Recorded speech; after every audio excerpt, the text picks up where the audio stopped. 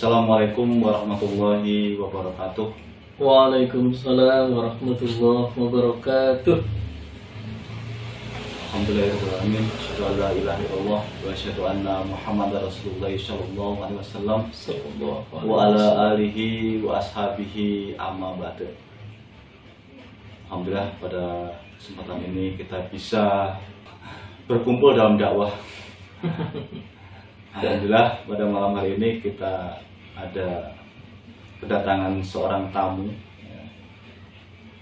Insya Allah rekan-rekan sudah pernah melihatnya di Kawan Hijrah ya. Kawan Hijrah. Bulan apa tuh terbit? Bulan apa ya waktu itu ya? Kurang lebih antara bulan Juli Agustus ya. Ya. Viewernya sampai berapa tuh? 200.000. Hampir 200.000 lebih. 200.000 lebih. Alhamdulillah luar biasa. Ya, ini dulu mubalik kelompok saya. Promnas. Insya Allah dulu masih pakai celana pendek. Tugasnya pakai Waktu celana masih pendek. SMP. Ya, nanti kita bincang-bincang ya, obrolan santai. Kita akan tanya-tanya ya dari awalnya seperti apa dan akhirnya seperti apa. Oke, di sebelah saya ada Ustaz Habib Maulana. Ini Habib beneran ini. Bukan Habib apa-apa ya. Habib dari lahir. Oh, Habib dari lahir nih. Habib murni nih. Habib dari lahir. Kan ada juga nih yang Ngaku-ngaku Habib. yang di saudara lama kita ya, dari Islam Jamaah, tokoh Islam Jamaah. Ya. Ada yang tiba-tiba kok sekarang lagi trending Habib, beliau pakai nama Habib juga Habib. gitu. Itu banyak yang tanda tanya gitu. Tapi ya karena Islam Jamaah itu kan Sudah terbiasa dengan kebohongan, dengan manipulasi, ya bebas lah. sampai membuat karangan jalurnya dia sampai ke Nabi, Masya Allah. Itulah. Ya kalau ini Habib namanya saja. Kalau keturunan ya Nabi Adam lah. Oke, Ustaz Habib, monggo perkenalkan lagi mungkin. Dulu orang tua di Kerawang ya. Dulu awalnya orang tua di Jakarta Utara, Sunter. Oh, Sunter. Di Sunter Podomoro itu. Pak Gufron. Pak Gufron lagi nih saya sebut. Dulu Pak Gufron kan di Jakarta Utara 1, saya masuknya ke Jakarta Pusat. Oh, Jakarta Pusat. Ya, dari dulu Jakarta Pusat tuh masih satu daerah saja. Oh, iya. Gitu. Sedangkan Jakarta Utara malah sudah dibagi 2. Gitu. Jadi dari sana terus pindah ke Kerawang. Tahun berapa itu? Pindah ke Kerawang itu keluarga tahun 2007. 2007. 2007. 2007 ke Kerawang. Berarti kelas berapa tuh? Saya masuk mau lulus SMA itu. Oh, keluarga. Jadi Ya. saya mau lulus SMA, keluarga pindah ke Kerawang. Lah waktu mondok di Sumber Barokah itu Budi Mulia, setelah di Budi Mulia itu belum pindah keluarga. Belum pindah, masih di Oh, Sunter. oke. Bapak saya termasuk Pak Yai kelompok dan bahasa mereka itu awalul mukminin di Sunter. Wow, luar biasa awal berarti yang lainnya bukan orang iman ya. Bahasa mereka, bahasa Islam Jamaah itu Iya. bahasa Joker. Ya, awalul mukminin. Itulah hebatnya Insyaallah. Islam Jamaah. Dulu istilah awal mukmin itu saya benarkan, gitu, karena merasa ya yang iman itu ya kita doang, gitu. Sama saya juga dulu menganggap seperti itu. Sama lah kita ini. Masya Allah. Jadi belum baiat kepada imam Islam Jamaah berarti kafir, belum iman. Ya, Islamnya nggak sah. Islamnya nggak sah. Syahadatnya batal. Oke, jadi waktu itu mondok sekolah di Budi Mulia SMP ya, kelas 1. SMP kelas 1 tahun 2002. 2002. Terus itu tes Kertosono untuk jadi mubalik Tahun 2004. kelas berapa itu? Kelas 2 SMP. Kelas 2 SMP. Jadi kelas 2 SMP Ustadz Habib ini sudah jadi mubalek. Ya, jadi mubaleknya Islam Jamaah. Ustadznya. Pelurunya Bapak Imam. Bayangkan, sekolah setahun, mondok sekolah setahun, langsung jadi ulama. Terus Ulama. lulus dari itu langsung ditugasin ke Perumnas tempat kelompok jenengan. Tugaslah di kelompok saya, kelompok Perumnas 1, Perumnas 1 Karawang. Desa Kerawang 1A. 1A.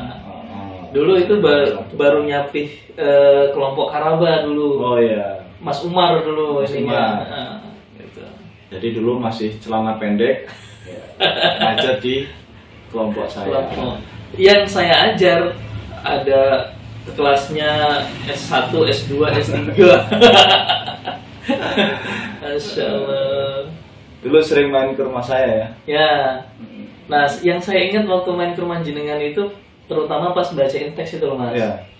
Nah, Saya dulu dibacain teks Ya. daerahan di rumah saya privat. Karena saya nggak ikut waktu itu nggak ikut pembacaan teks di kelompok. Ya.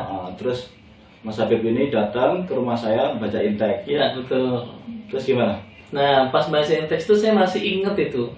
Jenengan pernah bilang bahwasannya jangan meyakini jokam ini benar dan yang lain salah. Itu yang masih saya ingat dari ucapan jenengan. Entah jenengan dulu bunglon apa gimana gitu.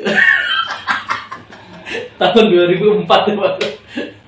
Saya alhamdulillah dari dulu tuh sebetulnya tidak takfiri. Nah, Alhamdulillah, memang saya punya keyakinan yang kuat bahwa ya yang sudah syahadat, apalagi melaksanakan rukun Islam itu ya Islam. Gitu loh.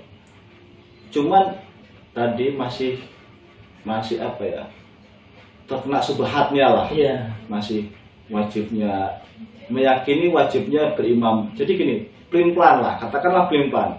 Di sisi lain saya tidak mengklaim bahwa jamaah itu jalan tunggal. Iya, Ya. betul.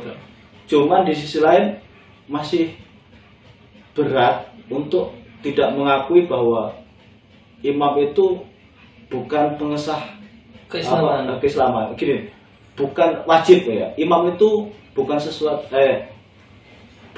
yang wajib, itu masih berat untuk mengingatkan itu ke diri saya bahwa imam itu ya setengahnya wajib lah gitulah. Iya. Jadi agak masih subhat lah. Tapi di sisi lain saya sudah meyakini bahwa dari dulu bahwa orang yang sudah syahadat Islam, sudah melaksanakan rukun Islam ya itu nggak boleh dikafirkan. Iya. Karena saya ini banyak salah satu yang saya kerancuan ya. Salah satu aja yang paling saya ini. Saya meyakini bahwa orang-orang yang gini, banyak temuan di Taman Makam Pahlawan itu ketika jenazahnya dipindah, terutama di Kerawang ya, dulu kan dipindah ya dari Niaga sana dipindah ke Pancawati ya.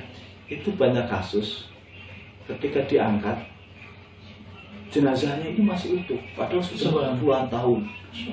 Nah, setelah dicek orang-orang soleh semua, ada yang punya pondok pesantren, ada yang ulama, dan ini bukan hanya di Kerawang. Betul. Kebanyakan kasus di beberapa Taman Makam Pahlawan itu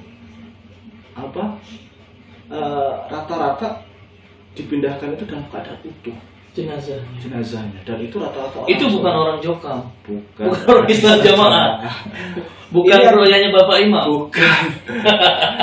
Jadi ini yang menjadi panutan saya, menjadi kekuatan saya, semakin menguatkan saya lah untuk tidak berani mengkafirkan orang di luar jamaah saat itu.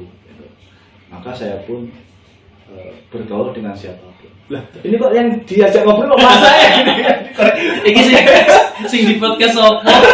Sing cerita sopo? Oke, kita kembali lagi. Ya, pada intinya waktu saya masih SMP tugas itu, jenengan saya masih ingat itu. Iya. Kenapa? Karena dulu karena saya sebagai pendoktrin yang memang masih terlalu dini menurut saya, terlalu dini untuk menjadi penyampai kitabillah dan hadis-hadis Nabi. Saya juga berpikir, opo iyo Jokam Islam Jamaah ini adalah yang paling Islam, paling iman, paling sah, liane ora. Ini harusnya terutama jokam-jokam yang punya gelar profesor, doktor, sarjana, master, boyo mikir gitu. Boyo mikir, masa Islam dimonopoli oleh satu golongan? Masa Islam punya milik satu golongan? Gitu loh. Karena apa? Karena ini salah memahami dalil tentang masalah hadis iftiraqul ummah, perpecahan umat. Jadi meyakini al-jamaah yang masuk surga itu cuma jokam. Ini pemahaman yang sangat salah, keliru. Dan ini biasa dipakai oleh asobiyah yang memiliki kepentingan duniawi sebenarnya. Gitu loh. Kelompok A meyakini al-jamaah yang mereka. Yang lainnya bukan al-jamaah, berarti neraka, kafir. Ternyata setelah saya keluar, saya mempelajari banyak kelompok-kelompok golongan-golongan yang memakai dalil ini untuk dimonopoli ke golongan mereka. Lah termasuk ini adalah jokam. Ngeri sekali. Jokam itu Islam Jamaah ya. Islam Jamaah. Ngeri sekali. Padahal di situ syarahnya jelas. Ma'ana alaihi washabi. Ini tidak membahas golongan. Pokoknya siapa saja umat Islam yang berpegang teguh pada Quran hadis seperti yang dilaksanakan oleh Nabi dan sahabat, ya sudah, dialah al-jamaah. Gitu loh. Dialah al-jamaah. Justru model-model kayak jokam begini yang memahami al-jamaah itu wajib berimam berbaiat, justru ini yang disebut firqah dan asobiyah. Jadi ukuahnya itu bukan ukuah Islamiyah, tapi ukuah asobiyah. Asobiyah itu apa? Asobiyah itu adalah fanatisme golongan. Fanatik buta. Fanatik buta. Gitu loh. Ciri-ciri fanatik buta sudah dicontohkan oleh Nabi sebenarnya. Gitu loh. Ketika itu ada apa namanya? Orang Islam dari golongan Ansor, gitu kan? Mereka berpecah belah. Yang satu berkomplot dengan Yahudi, yang satu lagi dengan sesama orang Ansor juga. Nah, ini saling fanatisme juga. Ansor yang ini merasa benar, Ansor yang ini merasa benar, sehingga mereka berperang. Gitu loh. Akhirnya oleh Nabi kan dilerai. Apakah setelah saya terutus ini kalian masih seperti orang jahiliyah? Gitu loh. Artinya apa? Bersatu atas nama Islam. Bukan Jamaah itu bersatu ya. Jamaah itu bersatu. Bahasa sederhananya itu bersatu. Nah, apalagi penyimpangan masalah dalil firman Allah, wa'tasimu bihablillahi jami'an. Jamaah itu, saya tuh bingung loh. Saya gini, saya sempat waktu itu beberapa kali. Jadi di Quran Mahfuz saya, jami'an di lain surat itu semua artinya semuanya sama dengan terjemahan yang bahasa Indonesia, Kemenak maupun yang dari Arab Saudi, ya. Itu kecuali di ayat itu diartikan berjamaah, jami'annya berjamaah. Ini pengacauan. Coba monggo dicek ya. Ada sekitar kalau nggak salah 17 ayat yang terdapat kata jami'an. Ya. Hanya di ayat itu surat apa? Ali Imran ayat 103. Ali Imran 103 itu diartikan dimangkulkan, artinya berjamaah. Dan ditambahin lagi maknanya Ditambah lagi maknanya, berjamaah harus berimam berbeat. Nah, berimam berbeatnya dimonopoli lagi. Seperti siapa? Ya harus ke jokam. Masya Allah. Ini sudah padahal kan Nabi sudah bersabda, "Man qara'a bi kitabillah bi ra'yihi falyatabawa maq'adahu minan nar." Siapa saja yang berbicara tentang Al-Qur'an dengan ra'yinya, maka ancamannya neraka. Lah ini jokam nggak ada takut-takutnya, Mas. Gak ada takut-takutnya. Sudah diingatkan, panggah. Gitu loh. Terus juga yang lebih parah lagi adalah menjadikan keimaman ini sebagai penyelamat mereka dari siksa neraka. Ini sudah, ini Masya Allah, ini sudah kayak Yesus dong, juru selamat. Jadi pokoknya kalau nggak punya imam, Persepuluhan persis pengikutnya Yesus.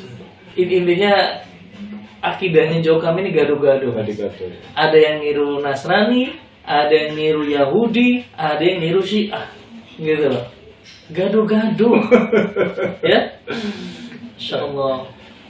Persenan ngikuti kayak Nasrani. Perpuluhan, gitu kan. Kemudian tentang imamah ini juga kebablasan seperti halnya Syiah, gitu loh. Kalau nggak punya imam, hidupnya nggak halal, Islamnya nggak sah. Ini sudah mendustai ayat-ayatnya Allah dan hadis-hadis yang disampaikan oleh Rasulullah. Padahal nggak seperti itu, gitu loh. Keimaman itu, adanya imam itu lebih ke ranah muamalah, gitu loh, untuk kepengaturan sesama umat manusia, gitu loh. Nggak lebih dari ini. Kalau sampai jadikan sebagai pengesah keislaman, nggak ada bedanya dengan pemahaman Syiah. Masya Allah. Dan juru selamat Nasrani lagi. Astagfirullahaladzim. Oke, ini udah ngantur jauh nih. Oh iya. Oke, lanjut. Dari Kerawang, di Kerawang tuh tugas berapa lama? Di Kerawang itu tugas kalau di Perumnas kurang lebih hampir setahun. Hampir setahun. Terus lanjut ke hampir pondok. setahun lanjut ke pondok. Jadi guru pondok ya? Jadi guru pondok guru kurang bujang. lebih 3 tahun lah sampai lulus SMA. Itu periode pertama guru bujang mungkin? Ya. Jadi periode pertama guru bujang yang masih sekolah itu ya Di pondok saya. sebut barokah ya? Jadi lah kok belum balik ke pondok malah metu. Jangankan metu, Mas. Istilahnya sekarang ini kalau mau masuk pondok ada diboikot. Masya Allah, Masya Allah. Jangan, saya aja nggak boleh masuk pondok. Dan ini Mas, termasuk ini masih seputar guru pondok dulu ya. Saya termasuk dulu mungkin prestasi Mas ya. Saya anggap dulu prestasi. Kenapa? Saya dulu megang kelas dasar yang jumlahnya itu di atas 400 orang. Kelas dasar itu Jadi yang baru-baru masuk satu masuk sekolah, baik itu yang sekolah maupun yang persun. So dulu saya jadi wali kelas dasar. Dulu duet dengan Pak Cakupi dulu. Pak Cakupi ini senior banget. Senior dulu, katanya mantan ustadz di luar gitu katanya. Terus masuk. Nah itu dulu saya anggap prestasi. Kenapa? Karena waktu itu saya bisa mengajak kurang lebih hampir 800 orang. Hampir 800 orang untuk berbeat kepada Bapak Imam. Jadi yang biasanya ya umumnya orang itu harus datang ke Pondok Gede atau Kediri untuk beat, saya yang ngundang Bapak Imam untuk datang. Itu dulu prestasi lah. Prestasi saya dengan Pak Cakupi dulu. Bapaknya Pak Alim, bapaknya Mas Fadlan. Nah, saya sebut segala aja. Gitu. 800 orang dulu sebuah prestasi Mas. Masya Allah. Dibawa ke lantai 2. Gitu loh, lantai 2 di situ. Nah, posisi lampu dimatiin Mas. Masih ingat aja, lampu dimatiin, jatuh gitu kan. Udah Pak Aziz ya? Pak Aziz, iya. Awal-awal Pak Aziz. Awal-awal Pak Aziz itu. Nah setelah keluar itu bukan saya anggap prestasi lagi Mas. Dosa terbesar. Dosa terbesar saya itu. 800 orang itu sekarang sudah beranak, bercucuk mungkin ibaratnya gitu kan. Waktu itu posisinya masih SMA. SMA kelas 2 kalau nggak salah. bisa mendatangkan bapak imam. Lah kalau ambil 800 ke sana kan bingung ini kan transportasinya gitu kan. Ya kan butuh Iya, berapa iya. bis gitu kan. Iya, iya. Dan mungkin Pondok Gede juga di bulan itu yang beat mungkin nggak sampai 800 orang. Iya. Mungkin gitu. 200 mungkin nggak nyampe gitu waktu itu gitu kan. Nah, ini bisa mengislamkan bahasa dulu mengesahkan Islamnya seseorang hampir 800 orang. Luar biasa. Masya Allah, dulu sebuah kebanggaan. Astagfirullah. Di zaman Jadi- itu, Masya Allah. Jadi prestasi luar biasa ya. Dulu itu dulu, sekarang itu dosa besar. Dosa besar saya, Masya Allah. Bagi murid-murid saya, ya alumni Pondok Sumber Barokah, dulu sadarlah bahwa Jokam ini bukanlah al-jamaah, tapi asobiyah. Al-Firqah. Al-firqoh, bukan firqoh najiyah, bukan dia, tidak ada firqoh najiyah, gitu lah. Tapi lebih firqoh yang asobiyah, fanatik buta. Jadi bersatu bukan atas nama Islam, tapi bersatu atas nama golongan. Nabi bersabda, bukan termasuk golonganku Nabi, orang yang fanatik golongan. Ciri-cirinya, dia marah karena golongan, dia hanya tolong menolong kepada sesama golongannya, dan dia rela mati karena golongannya. Sampai Nabi mempertegas, maka matinya mati jahiliyah, mati dalam keadaan berdosa atau dalam keadaan maksiat. Kenapa? Karena Allah Rasul melarang wala tafarraqu, jangan berpecah belah, sebagai umatnya jangan berpecah belah.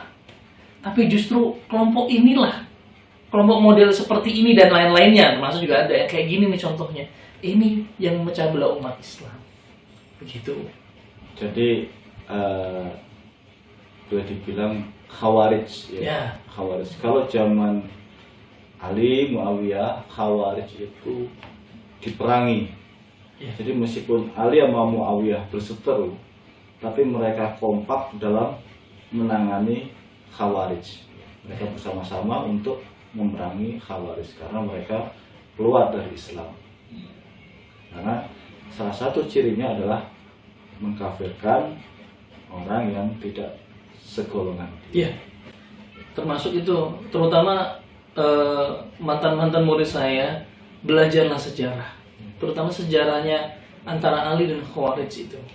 Asobiah, cirinya asobiah lagi, kalau diajak diskusi keilmuan pasti tidak mau, adanya marah, ya, Mencaci maki. menghujat, tapi diajak diskusi secara keilmuan pasti menolak.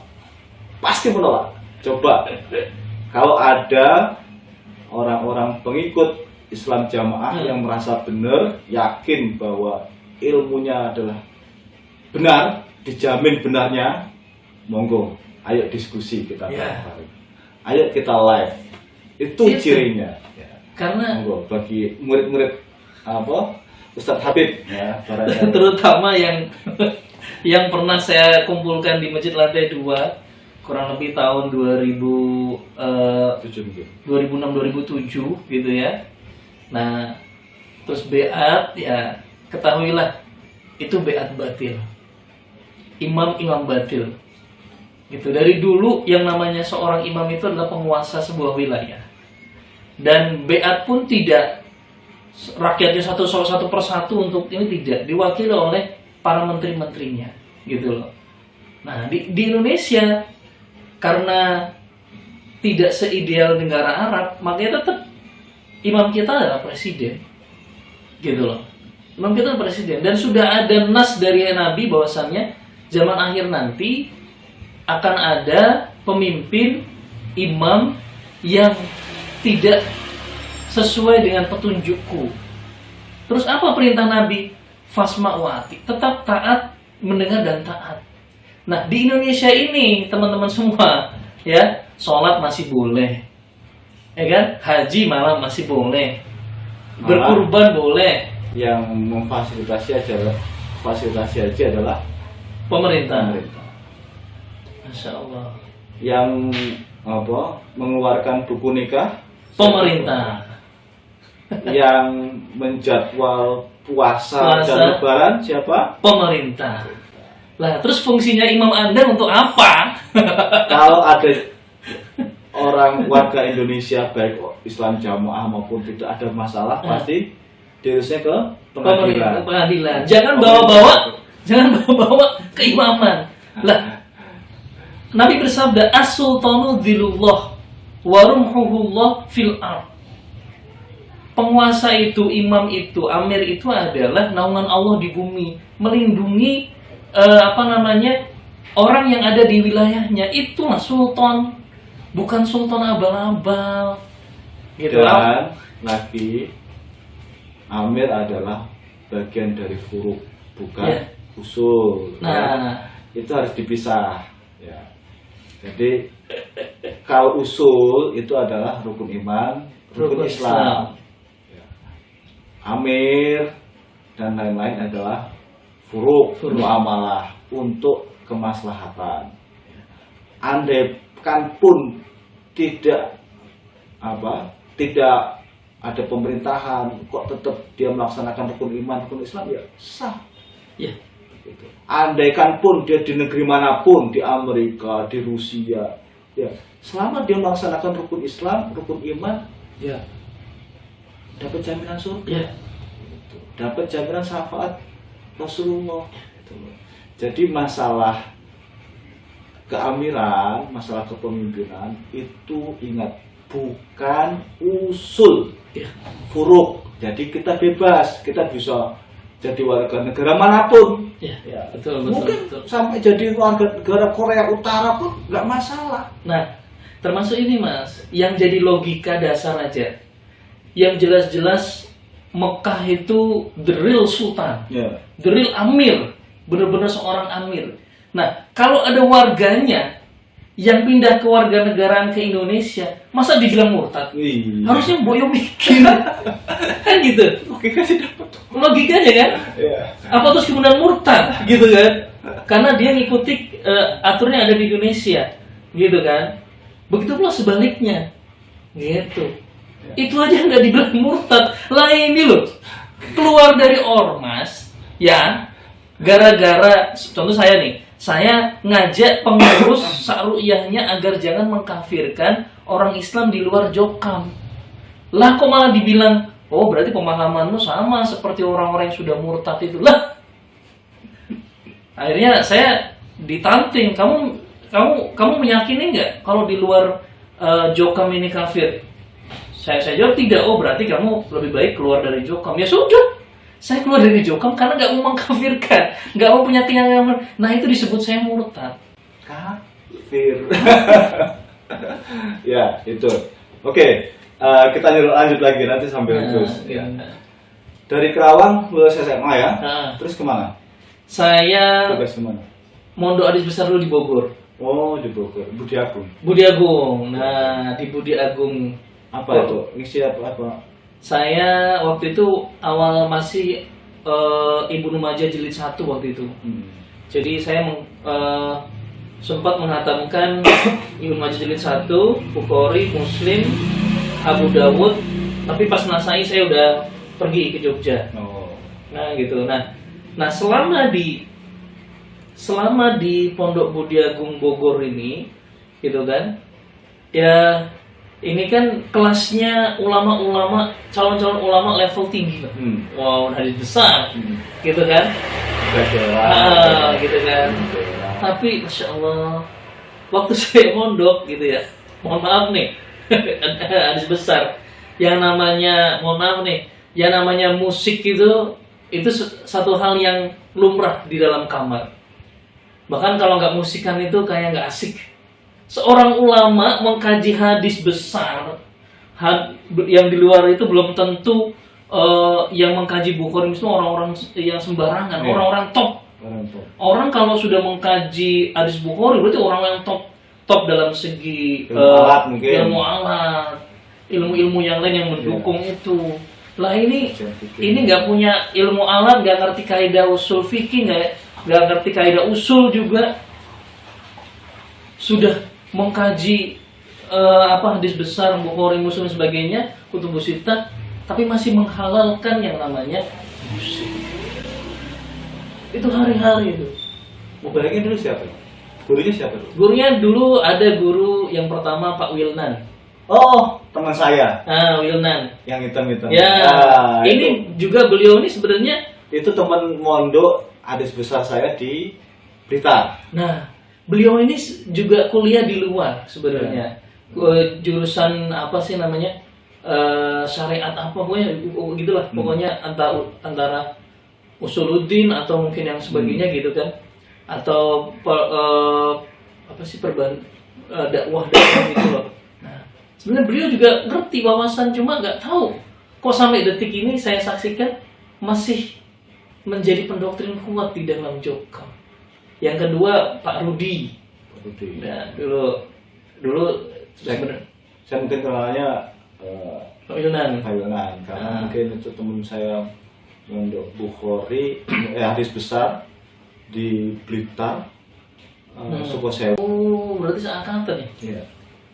Nah, kalau terus Pak Rudi, terus lagi Pak Tresno dulu. Kenalnya Pak Yonan aja. Nah, jujur saya anak-anak Budi Agung itu dulu semua kalau untuk keilmuan dalam menjelaskan apa namanya kitab itu Pak Yonan lebih luas. Lebih luas.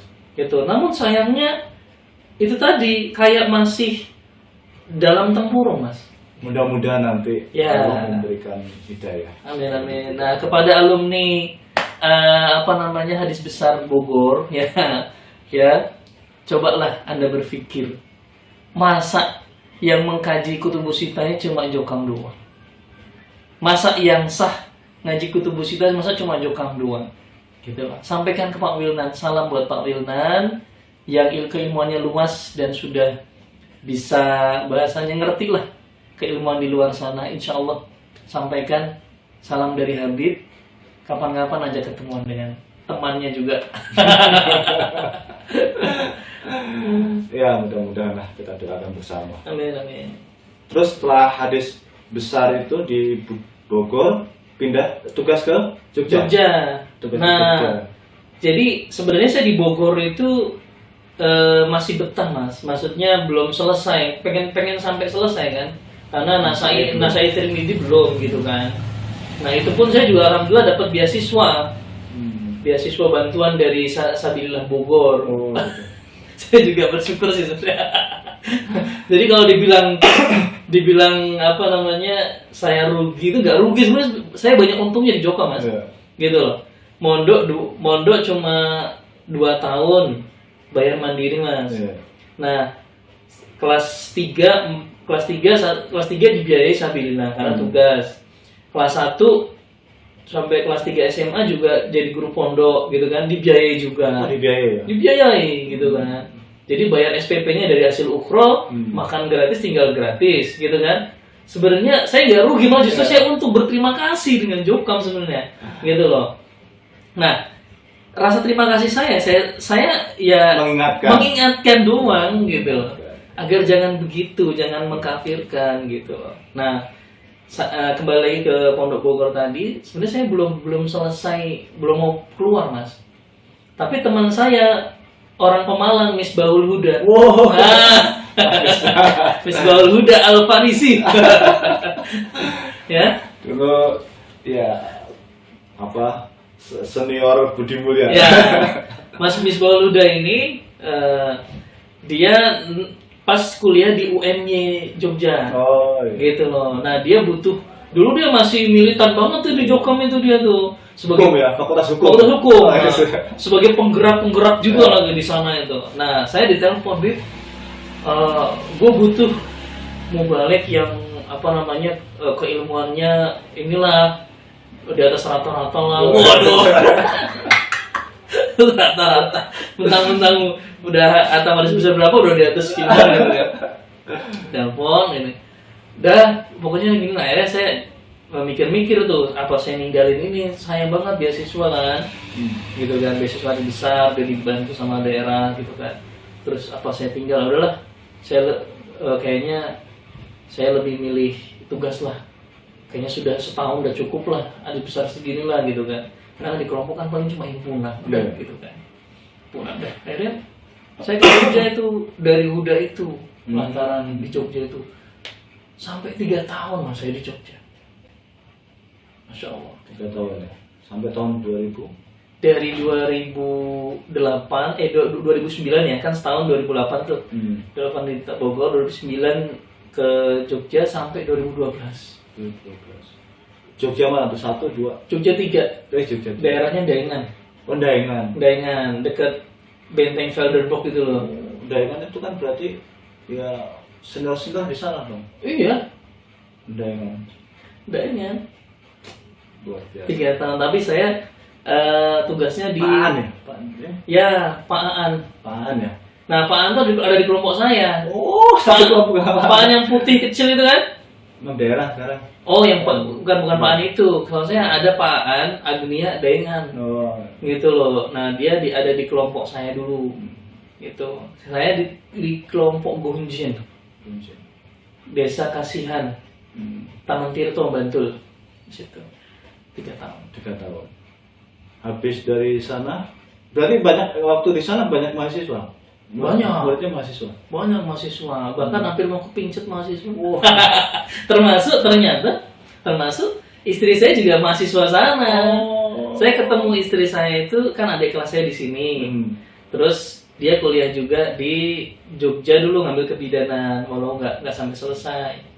Sempat ketemu di sana, terus saya selesai, dia selesai, ya kemudian dipertemukan lagi. Gitu. Bukan dokter. Dari kebidanan itu dia putuskan ngambil kedokteran. Oh, kedokteran Di Lampung. Lampung. Gitu, waktu itu. Oh, itu ya apa? Universitas Malahayati. Di Lampung sana. Ada kejadian lucu mas, saya sama waktu di Huda. Jogja. Oh, gimana? Ya, jadi mungkin Huda nonton ya. Jadi si Huda ini kan juga aktivis juga di UNY. Nah, bahasanya itu kalau di kita dari di luar itu aktif di rohisnya lah, gitu kan, ngadain sebuah pengajian. Nah, pas pengajian bacaan dan ceramah. Nah, saya disuruh ngisi bacaan waktu itu. Nah, pas waktu ngisi bacaan selesai, ada keributan mahasiswa, gitu kan di situ kan, entah karena apa gitu. Terus kita lanjut sholat berjamaah. Nah, saat sholat berjamaah, gitu kan, yang imamin ini bukan orang Jokam, mahasiswa lain, gitu kan. Nah, sama Huda dibilang gini, Beb, gue imamin, lo jadi imam gue ya. Masih inget gak ada? Masih ada. Awas sampai gak inget ya. Lo yang ngajak gue, lo yang jadi imam gue. Jadi sholat berjamaah, tapi kita munfarid. Jadi saya ada di sebelah kirinya Huda di kanan saya. Tapi Huda agak mundur dikit. Jadi ngakali orang sholat berjamaah gitu. Itu pengalaman sesat. Udah jahil murokab ya. Itu ya pengalaman lucunya saya di situ, Masya Allah. Kalau ingat masa lalu lucu ya, terlalu bodoh banget gitu ya. Itulah dampak dari apa namanya paham sesat tadi itu. Terus dari Jogja? Dari Jogja saya pamit selesai, kemudian kerja di Bandung mas. Saya kerja di Bandung tepatnya di Ranca Ekek. Oh, di perumahan apa gitu ya? Enggak, saya di perumahannya. Saya kerja juga sama orang jamaah juga, sama orang Jokam juga, gitu loh, orang Jokam. Di situ saya kurang lebih 6 bulan kerja di situ. 6 bulan. Nah, 6 bulan kerja di situ dan kebetulan tinggal di mes, dan mesnya ini nggak jauh juga dari masjid, bukan masjid sih, lebih kelompok malah, rumah. Di rumah dijadikan tempat ngaji, ya kadang sholat berjamaah di situ. Padahal masjid gede di perumahan tuh ada, gitu loh. Jadi sudah terbiasa memang di sebuah perumahan akan bikin rumah khusus untuk ngaji, ya sama kayak di Purnas ini lah. Oh, iya. Gitu pengalaman gitu. Kelompok saya tuh rumah 1. Jadi Jumatan di situ, sholat wajib di situ. Padahal nggak jauh dari perumahan itu ada masjid perumahan, masjid jami perumahan. Jadi berapa meter dari masjid kelompok Perumah 1 itu ada masjid raya Perumah besar sekali. Dan alhamdulillah ya sekarang saya sering sholat di sana. Ya ramai terus sebetulnya. Kalau dulu ramai, mobil banyak parkir, asar. Dulu doktrin kita, dogma kita, nggak ada sesuatu itu sepi. Itu sia-sia dia bangun masjid. Padahal kebalik. Saya dulu itu sering sholat di kelompok. Saya tungguin lama, aku nggak ada yang datang. Udah waktunya azan, duhur, Ya. asar. Ya paling jaringan sama saya, Pak. Itu nggak ada. Masya Allah. Sekarang saya sering ke masjid raya gitu kan. Saya kan sering pindah-pindah lah. Ya, kadang sering masjid raya. Alhamdulillah seneng gitu melihatnya ramai. Jadi setelah keluar itu istilahnya dulu itu ibaratnya pilih-pilih cari masjid. Iya. Sekarang mah Masya Allah, Masya Allah. berapa meter udah masjid. Iya. Wah, enak banget. Enak. Itulah nikmatnya tinggal di Indonesia. Kalau yang masih di Jokam, itu nggak akan merasakan nikmatnya menjadi orang Islam yang tinggal di Indonesia. Tapi setelah keluar, Masya Allah. Jadi gini, Nikmat itu sekali. namanya berjamaah. Al jamaatul rahmah. Ya Wal- ini. Ya ini. Wal firqatu adab. Ya, yang kena adab ini Jokam itu sebenarnya. Sholatnya susah. Mana-mana harus milih masjid Jokam, apalagi kalau Jumatan. Kalau sekarang saya, alhamdulillah di mana-mana ya bisa sholat gitu loh. Dan ramai terus kok. Dan Masya Allah, semua bagus ternyata dibanding masjid Jokam. Masya Allah. Oke, dari Ranca Ekek.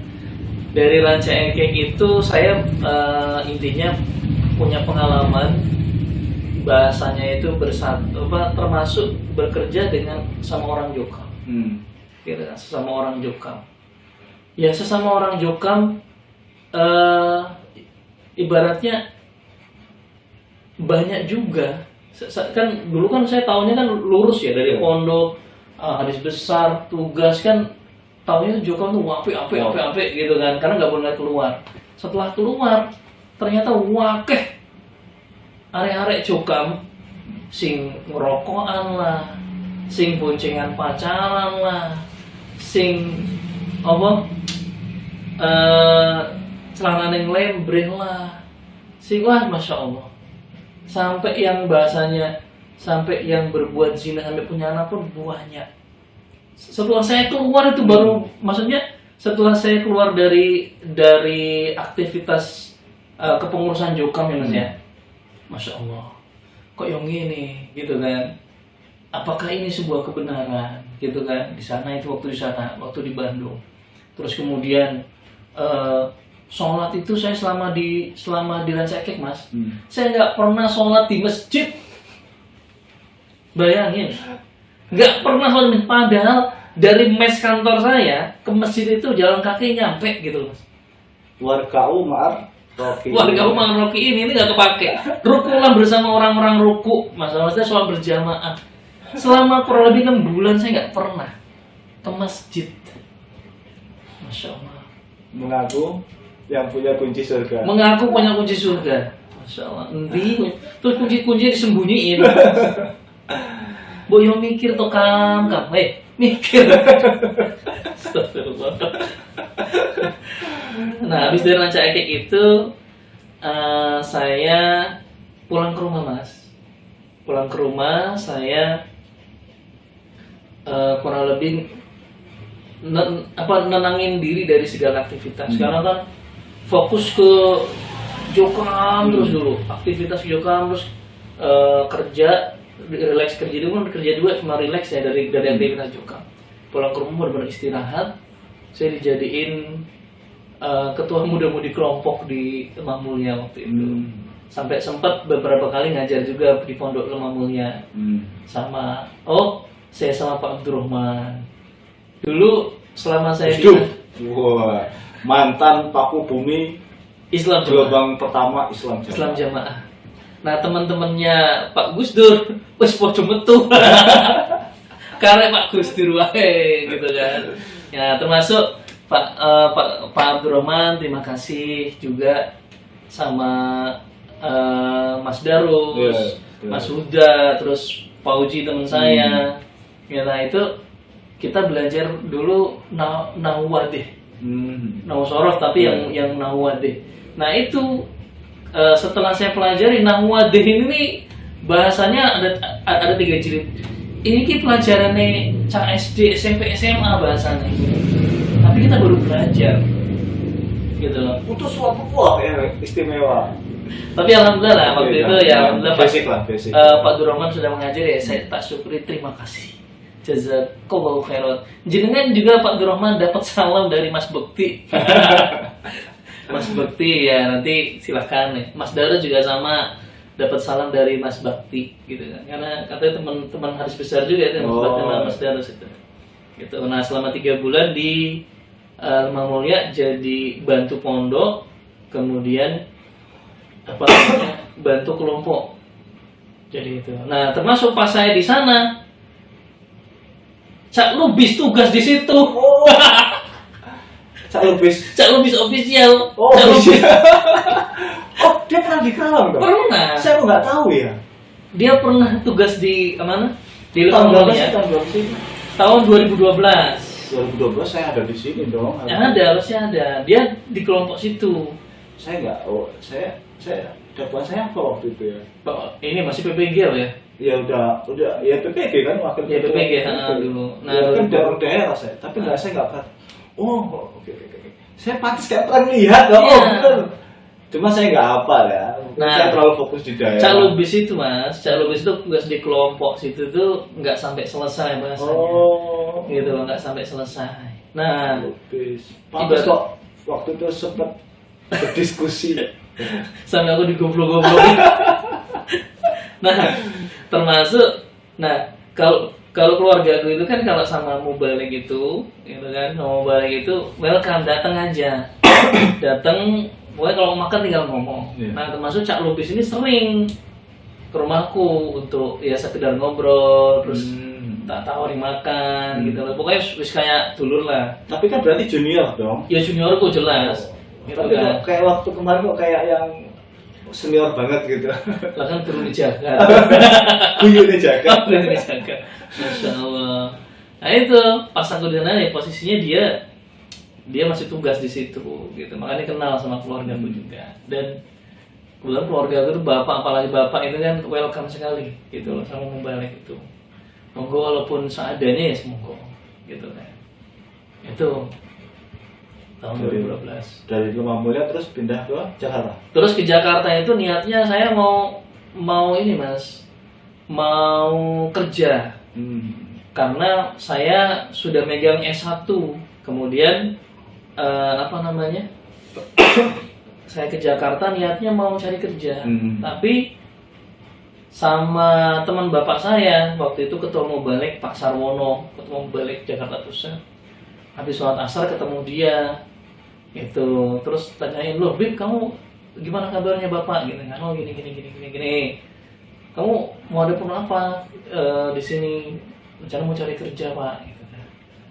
Daripada cari kerja, tugas aja dulu di sini. Nah, tugas lah saya. Jakarta Pusat. Jakarta Pusat. Di saat kelompok nggak tahu sama teman-teman saya PPG. Sunter Podomoro. Iya Sunter. Iya. Ya kan? Siapa?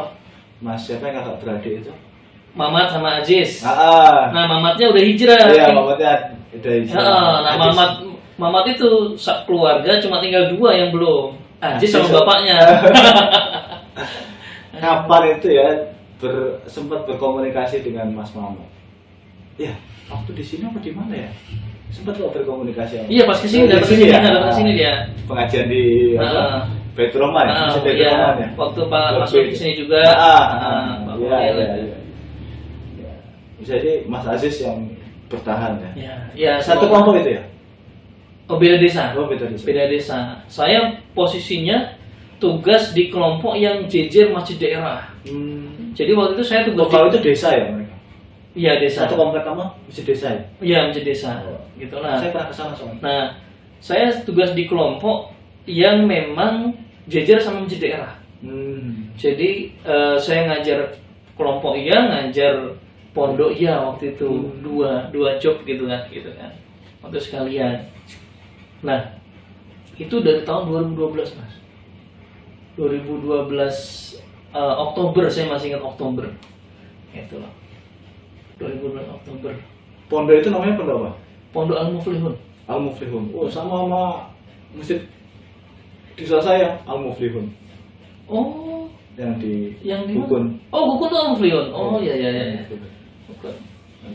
Nah, selama di sana itu banyak sekali yang saya rasakan.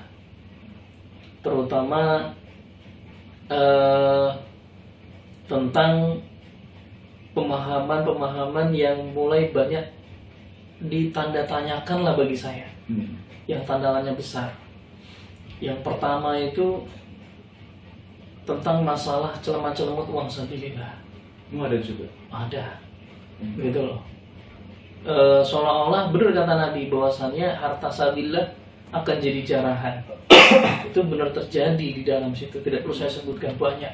Itu daerah apa di Tingkat desa yang ada, daerah ada, kelompok saya belum menjumpai. Tapi insya Allah juga ada, gitu loh. Nah, saya bersyukurnya itu waktu itu saya menolak ajakan Pak Yai Desa. Jadi Pak Yai Desa bilang, Beb, kamu nggak usah kerja, kamu tugas saja di desa, ditarik ke desa. Jadi kenapa saya ditarik ke desa? Karena saya gantiin menjadi kepala sekolah. Dulu kan ada kepala sekolah PPG ya. Oh iya. Nah, kalau di sini apa namanya? Tanggung jawab. PJ. PJM ya. PJKM. Nah, saya jadi kepala sekolah. Nah, sedangkan kepala sekolah sebelumnya itu sudah hijrah duluan. Siapa? Dulu namanya Mbak Reni. Katanya tinggal di Kerawang. Nggak tahu Mbak Reni nih. Mbak Reni tinggal di Kerawang mas. Tapi nggak tahu sampai sekarang saya belum melacak di mana Kerawangnya gitu loh. Saya mintain nomor teman-teman akrabnya pun pada juga nggak ada yang tahu. Gitu. Dia sudah keluar dari Jokam di tahun itu. Tahun berapa? Kurang lebih tahun 2014. Setelah 2 tahun saya di sana kurang lebih. Jadi sebelum apa ulama-ulama ini yang di PPNA ya. Jadi sebelum itu dia sudah, bahkan dia kalau nggak salah masih keluarga muhajir mas. Kalau nggak salah itu masih keluarga muhajir gitu loh. Nah dia keluar, saya cuma dengar alasan dia keluar itu karena di Jokam ini banyak kebohongan. Itu, tapi saya belum klop dengan banyaknya tanda tanya waktu itu. Gitu loh, banyak kebohongan di mana? Gitu kan. Terus ada yang cerita, iya karena di rumahnya itu banyak kitab-kitab karangan. Kitab-kitab karangan. Lah, saya bukan karangan deh. Justru nih, saya kasih tahu. Justru yang karangan nggak ada kredibilitasnya, karangan yang abal-abal itu justru ya himpunan itu. Wahai warga Jokam. Itu nggak ada penanggung jawabnya. Penyusunnya itu Penyusunnya nggak ada, penulisnya nggak ada, penerbitnya nggak ada, penanggung jawabnya nggak ada. Itu justru lah karangan yang abal-abal. Maka sempat kan ada podcast itu, apa namanya, yang bawa kitab hiburan ke Mekah kan, terus disebut ada kitab Dajjal kan gitu kan. Sampai seperti itu karena kitab ini banyak kebohongan. Kenapa? Karena akan memonopoli pemahaman ini kepada golongannya saja. Gitu. Saya masih sangat bahaya. Gitu loh. Kenapa di Jokam itu tidak boleh, tidak pernah membahas yang namanya khilafiyah. Gitu loh. Khilafiyah. Saya pernah dengar ceramah Habib Rizik. Habib Rizik bilang begini, ada kelompok-kelompok yang tidak mau membahas khilafiyah. Ini salah. Kenapa? Kalau pembahasan khilafiyah ini tidak dibahas, tidak disampaikan kepada publik, maka sangat amat memungkinkan publik ini akan menghukumi sesat kepada satu jalur pemahaman saja. Karena apa? Kalau dia belajar dari satu jalur pemahaman, yang pemahaman yang lain ini tidak dipelajari, maka akan dia menganggap pemahaman inilah yang benar, yang khilafiyah ini yang salah. Padahal ketika kita membahas khilafiyah, oh ini ada benarnya, ada dalilnya, ada benarnya, ada dalilnya. Gitu loh. Kita ngambil jalur yang ini. Seperti itu. Nah di Jokam ini seperti itu mas gambarannya. Karena nggak pernah membahas khilafiyah kata Habib Rizik, maka dia akan mudah menghukumi sesat kepada yang tidak sepemahaman dengannya. Tuh saya masih ingat itu tuh. Benar itu. Habib Rizik. Walaupun nama kita sama tapi nasab kita beda. Gitu. Jadi memang khilafiyah itu perlu biar lebih Memperkaya bisa wawasan. wawasan. Karena ya tadi ada imam mazhab, Ya. 4 mazhab ini berbeda-beda dalam pengambilan pendapat hukum. ya. Dan mereka satu sama lain benar, Ya. benar, Betul. iya, nggak ada yang salah. Tapi berbeda loh, Iya. berbeda. Tapi Betul. Tapi ya nggak salah. ada dasarnya. Ada dasarnya. Ini yang perlu diketahui memang. Iya. Kalau tidak diketahui, ya terus cuma satu sumber yang paling benar. Wah, itu tadi melihat orang yang paling ini ya, yang paling aneh. Contoh nih, salah satunya aja. Contoh. Terlalu berat sih kalau untuk Jokam ya. Kalau untuk Jokam mah jangankan itu. Ruko turun dari turun ke sujud, Pakai lututnya dulu. Nah. Itu wes dianggap wong jobo itu. Padahal hadisnya ada loh. Ada. Di himpunan kitab besar juga ada. Betul. Itu. Terus kalau orang berdiri duduk dulu dari sujud, duduk dulu mampir. Wah, itu orang kafir ya wong jobo itu. itu baru sederhana itu. Jelas itu ada hadisnya. Kalau di Islam Jamaah itu di Jokam itu kayak sholat sholat hifdi, bukan hifdi tasbih itu ada mampir dulu loh. Iya, betul. Itu ada mampir dulu loh, Ada duduk dulu. Iya. Tapi kalau orang melaksanakan sholat ya, mampir duduk dulu itu dianggapnya orang kafir. itu masih itu masih dalam satu kitab yang sama lah. Itu Yang jelas. lebih parah lagi adalah kalau Jokam ditanya madhabmu apa? Nah, Jawabannya apa? madhab Muhammadiyah. Astagfirullah. Pernah ikan di perumahan saya itu ada pengurusnya, pengurus kelompoknya. Salah satu pengurus kelompoknya ditanya sama DKM masjid itu, madhabnya orang LDI orang Jokam itu apa sih? Wah, kita nggak pakai madhab-madhaban. Begitu. Terus lagi ditanya juga Pak Yai kelompoknya. Ditanya, dia di Jokam itu ngaji Qurannya pakai tafsir apa sih? Dia bilang, kita nggak pakai tafsiran, kita punya tafsir sendiri. Gitu loh. Nah, disebutin apa tafsir Ibnu Katsir, tafsir Jalalain, tafsir Khozi dan sebagainya gitu kan. Gak mudeng pasti. Nggak mudeng. Masya Allah. Bahkan buzernya Jokam, Rika, itu menyebutkan bahwa tafsir yang dipakai Jokam adalah tafsir Ubaidah. Wah. Nek endi golek? Nek endi tafsir Ubaidah iki endi? Hah? Sopo sing nyetak ngono lho. Tak tuku malah tak kene.